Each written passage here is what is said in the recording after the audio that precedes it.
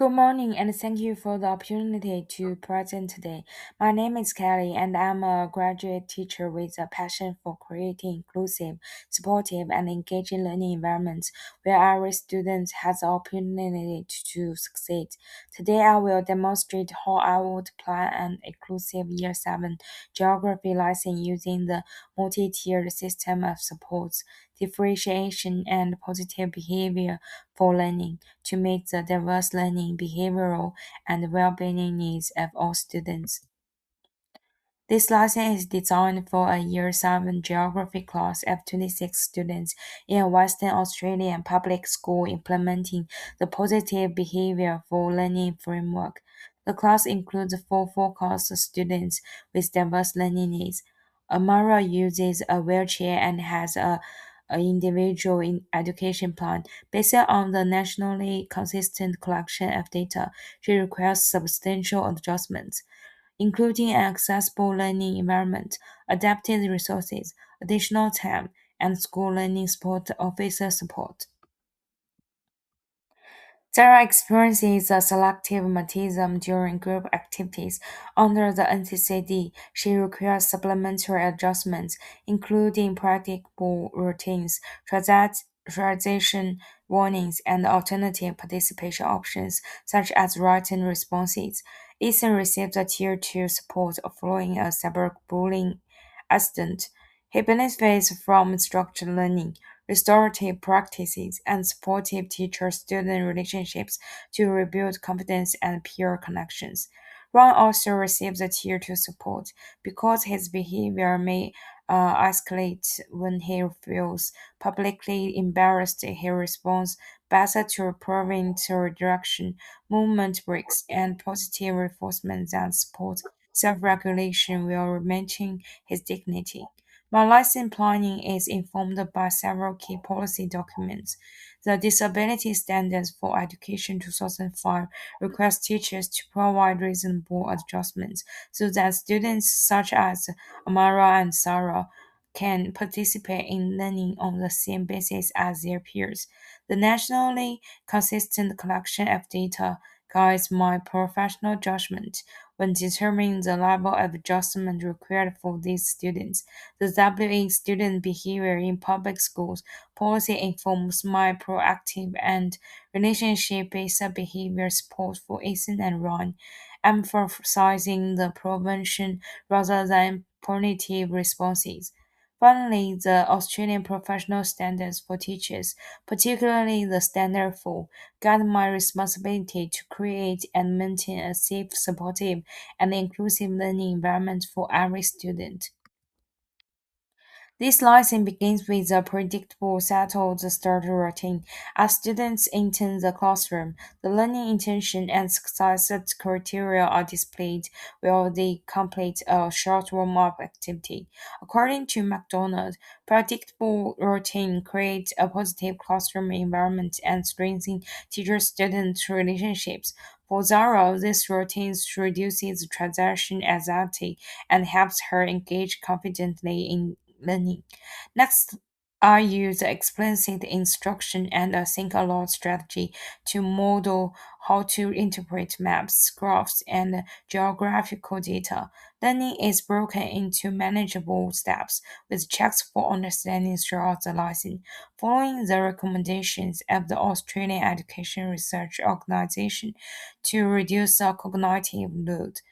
For Amara, adapted resources, enlarged maps, and additional processing time ensure the equitable access to learning. Students then move into a guided practice or the we do activity where they analyze the human well-being data together as I circulate, ask questions, and provide immediate feedback to scaffold learning reflecting the Vygotsky's zone of proximal development. Supportive grouping also helps Ethan rebuild confidence and positive peer relationships. Finally, the students complete an independent inquiry task followed by an exit ticket. Throughout his stage, I monitor learning through the observation, question, and formative assessment. For run, I use movement breaks, prevent redirection, and positive reinforcement to support self-regulation. Evidence collected throughout the lesson informs the future planning and ongoing adjustments to Tier 2 and Tier 3 supports, consistent with Black and Williams' principles of formative assessment. Throughout the lesson, I use MTSS together with each student's NCCD adjustments and individual education plan to ensure equitable participation. For Amara, I provide adapted resources in larger maps and an accessible classroom, additional assessment time, and ongoing collaboration with the school learning um, support officer and her family. These adjustments address all four NCCD adjustment domains, and for Zara provides a visual license sequences, predictable routines, transaction reminders, and flexible participation options, such as writing or one-to-one responses. For Eastern Tier 2 supports include the structured collaborative learning, positive teacher relationship, and restorative practices that strengthen the engagement following his cyberbullying experience. For Ron, I implement movement breaks, provide redirection and behavior-specific prize to support self-regulation while preserving his dignity. Across the lesson, ongoing observation, questioning, and formative assessment allow me to monitor all four students and adjust the Tier 2 and Tier 3 supports according to their changing learning needs. Positive behavior begins with a safe, predictable classroom environment. I reinforce school-wide positive behavior learning expectations through behavior-specific prides, restorative language, and consistent classroom routines. Communication is also differentiated according to each student's needs. For Amara, I provide clear instruction and additional processing time. For Zara, I use calm language and visual support to reduce anxiety and encourage participation. For Ethan, I use a restorative questioning and positive teacher interactions to strengthen trust and rebuild peer relationships. For Ryan, I use prevent redirection rather than public correction, helping him regulate his behavior without embarrassment. As Porter explains, supportive and non-punitive responses promote both emotional and regulation and positive behavior. Strong partnerships with families are essential for inclusive practice. For Mara, I communicate regularly with her parents and the school learning support officer while reviewing her individual educational plan to evaluate the effectiveness of adjustments.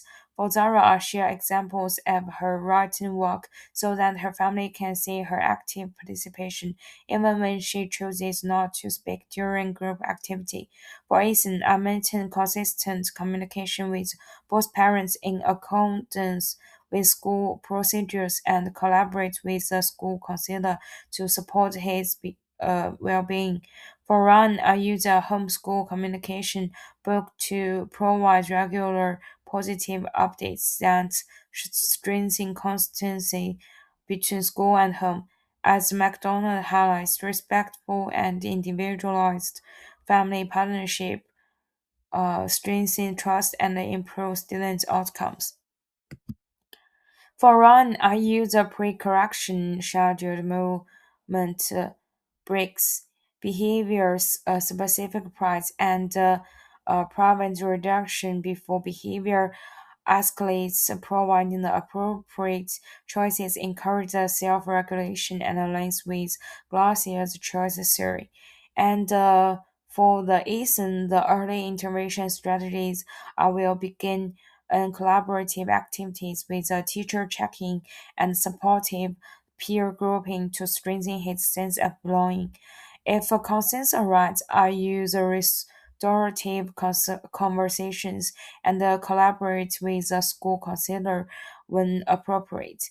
And this reflects Drucker's belief that belonging is fundamental to positive behavior.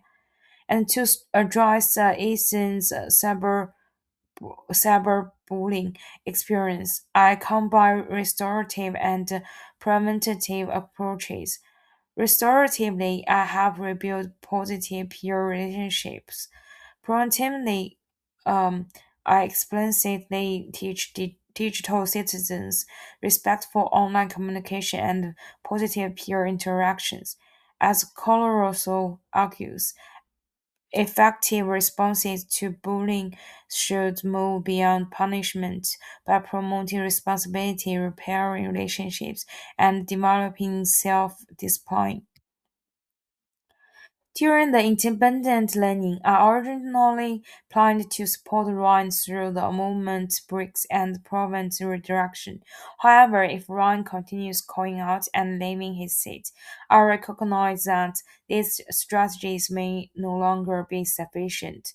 Rather than repeating the same approach, I would guide him to quieter workspace using calm and supportive language and breaks the task into smaller, more manageable steps before helping him rejoin the lesson. I would document these observations and use the evidence to review his tier 2 support plan and inform future teaching decisions.